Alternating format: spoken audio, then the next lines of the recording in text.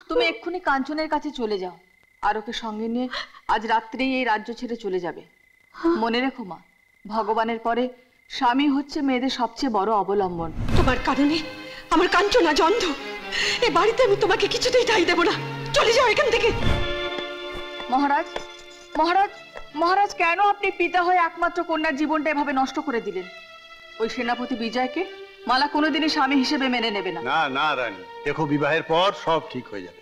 আপনি মেয়েদের মন বোঝেন না। মেয়েরা একবার যাকে ভালোবেসে স্বামী বলে মেনে নেয়, তার ভালোবাসাকে সারা জীবন আঁকড়ে ধরে থাকে, সে ধনী হোক আর গরিবই হোক। আপনি আপনি মালাকে মুক্ত করে দিন মহারাজ। না রানী না, যা বোঝো না তাই নিয়ে জিদ করো না। এই বিবাহ আমি কিছুতেই হতে দেব না, কিছুতেই না।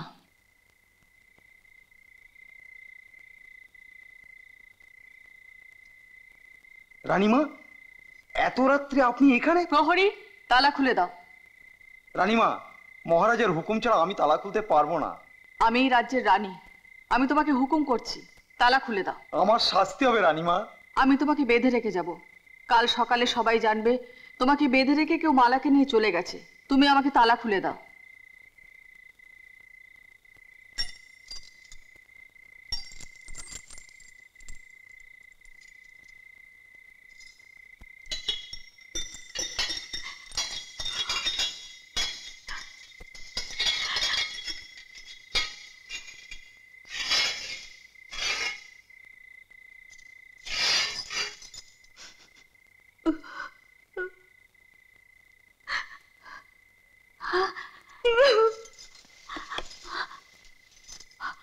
মা, আর কান্না নয় মা। মা, তুমি এক্ষুনি কাঞ্চনের কাছে চলে যাও আর ওকে সঙ্গে নিয়ে আজ রাত্রেই এই রাজ্য ছেড়ে চলে যাবে। মনে রেখো মা, ভগবানের পরে স্বামী হচ্ছে মেয়েদের সবচেয়ে বড় অবলম্বন। তুমি যাও। মা।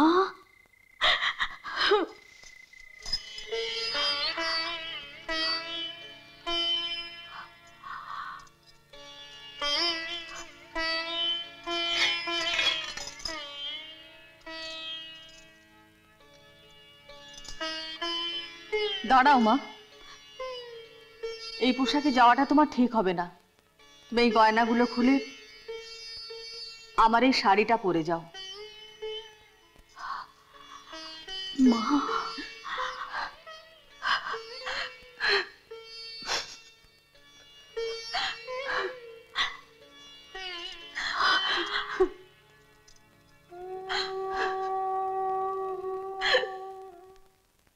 কাঞ্চন, আজ দুদিন ধরে তুই মুখে কিছুই তুলছিস না বাবা। সন্তান না খেলে মার মন কি ভালো থাকে বাবা? নে, একটু খেয়ে নে। নে। না মা, খাওয়া দাওয়ার কথা আমাকে বলো না, আমার কিচ্ছু ভালো লাগে না। এভাবে না খেয়ে থাকলে তুই তো বাঁচবি না। কি হবে বেঁচে থেকে, যে চোখ দিয়ে আমি মালাকে দেখতে পাবো না, তোমার মতো মাকে দেখতে পাবো না, বাবাকে দেখতে পাবো না, সে অন্ধ চোখ দিয়ে আমি বেঁচে থাকতে চাই না মা, চাই না। কাঞ্চন, কাঞ্চন। মালা? হ্যাঁ কাঞ্চন, আমি তোমার কাছে চলে এসেছি। না, তুমি চলে যাও এখান থেকে। তোমার কারণে আমার কাঞ্চন আজ অন্ধ। এই বাড়িতে আমি তোমাকে কিছুতেই ঠাঁই দেব না। চলে যাও এখান থেকে। মা গো, আমাকে তাড়িয়ে দেবেন না। চিরদিনের জন্য আমি আমার স্বামীর বাড়ি চলে এসেছি। তোমরা বড় লোক, আমরা গরিব। আকাশ আর মাটির মাঝে যে ব্যবধান, তোমার আমাদের মধ্যে সেই ব্যবধান। তুমি চলে যাও এখান থেকে। না, চলে যাও। কি করছো? ওকে তুমি যেতে বলো। ও ডাইনি, ও রাক্ষসী। ওর জন্য আমার কাঞ্চনের চোখ গেছে। ওর জন্য আমরা কাঞ্চনকে হারাতে বসেছি। মা, তুমি আমাকে শাস্তি দাও, কিন্তু আমার মালাকে কিছু বলো না। মা, আমাকে দয়া করুন। আমার স্বামীকে ছেড়ে আমি যাব না। স্ত্রী হয়ে স্বামীর সেবা যত্ন করতে না পারলে নারী জন্ম বিফলে যাবে মা। আমি আপনাদের বাড়ির একজন দাসী হয়ে থাকবো মা। কি বলছো মা? তুমি এ বাড়ির বউ, এ বাড়ির সম্মান। আমি বেঁচে থাকতে এই বাড়িতে ওঠাই হবে না।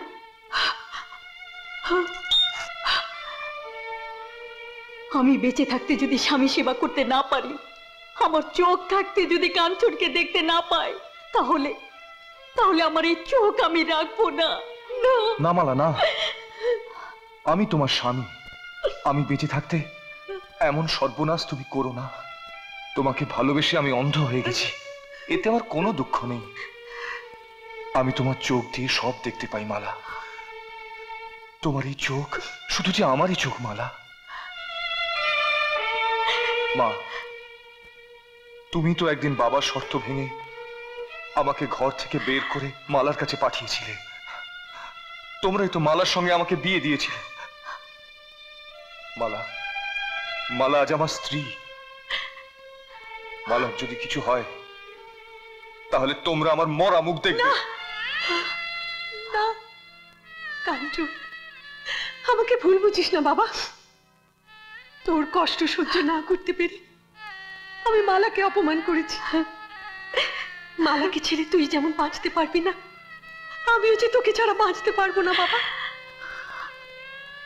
মা মালা, রাগে দুঃখে আমি তোমাকে অনেক কথা বলেছি, আমাকে ক্ষমা করে দাও মা। মা, মা, ভগবান যেমন সত্য, গীতা যেমন সত্য, সেই সত্যকে সাক্ষী রেখে আজ রাতেই আমার স্বামীকে নিয়ে এ রাজ্য ছেড়ে চলে যাব। আমি যদি সতী নারী হয়ে থাকি, কাঞ্চনমালার প্রেম যদি সত্য হয়ে থাকে, তাহলে একদিন না একদিন আমার স্বামীর চোখ আমি ভালো করবই। আমি আশীর্বাদ করি মা, সাবিত্রী যেমন সত্যবানকে জমের দুয়ার থেকে ফিরিয়ে এনেছিল, তুমিও পারবে, তুমিও পারবে তোমার স্বামীর চোখকে ভালো করে তুলতে। মা,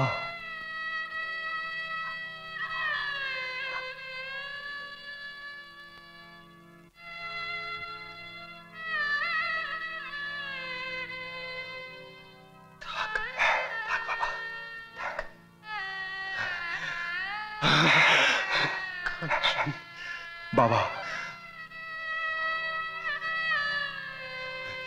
আসি বাবা। এসো মা, এসো। এসো কাঞ্চন, বলো মা। এই নে, এসো।